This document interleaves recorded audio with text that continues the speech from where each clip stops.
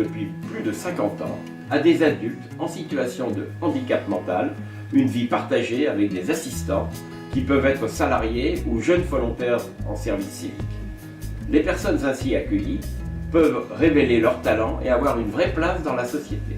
Plus de 150 communautés existent à travers le monde et une trentaine d'entre elles sont réparties en France, dont une plus particulièrement à Dijon.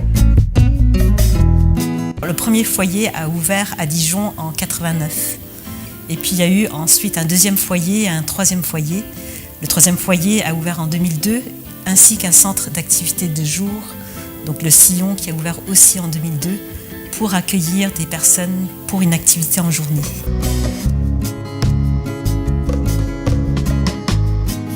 Nous avons 4 maisons qui ne sont plus aux normes, qui ne sont plus adaptées, qui sont éclatées sur la ville de Dijon, qui en rendant la vie communautaire beaucoup plus difficile. Donc, c'est un projet pour nous essentiel.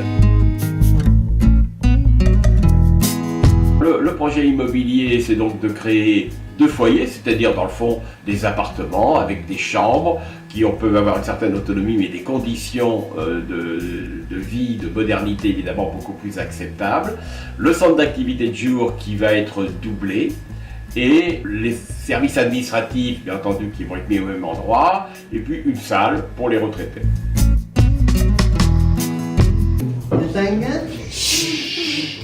Un foyer, 1, 2, 3. Un foyer, 3. 2 foyers, pareil. Un cinquième foyer, c'est pareil. Ce projet est fait pour et avec les personnes en situation de handicap mental. Choix des couleurs, nom du projet. Chacun prend part à ce projet et se prépare à cette nouvelle aventure de l'Arche à Dijon. Comme ça, super beau ça. Je suis contente avec ça.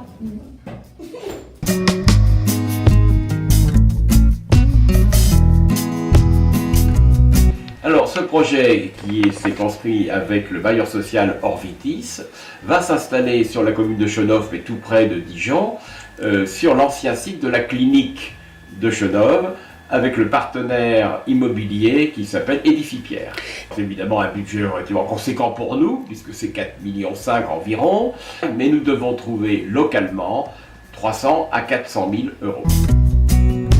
Quand on parle d'enrichissement, c'est de l'enrichissement humain, c'est de l'enrichissement de contacts qui sont des contacts complètement naturels. Tout est dans la liberté de l'expression. Et quand on a une liberté d'expression qui vient d'une personne accueillie, qui vous prend dans ses bras, qui vous serre longtemps et qui vous traduit son émotion, ça ne peut pas laisser indifférent. Et ça, pour moi en tout cas, ça m'enrichit.